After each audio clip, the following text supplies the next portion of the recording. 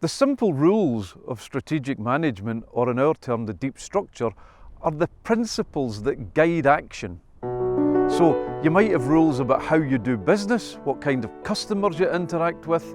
You might have cultural rules about how you behave with one another or how the organisation is structured.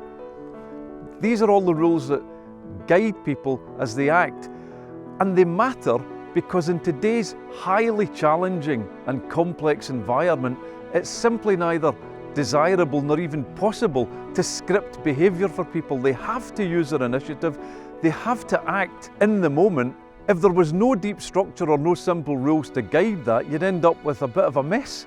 But with deep structure, it generates order, strategic order.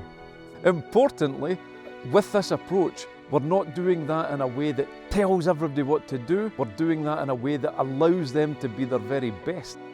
What are people going to learn? Well, in a way, they're going to create energy flow throughout the organisation. And how do we do that? We do that by getting rid of old habits, old practices, and old behaviours that have passed their sell-by date, and creating the space for new ones by connecting people in a new way, instituting new practices, driving towards a new shared vision.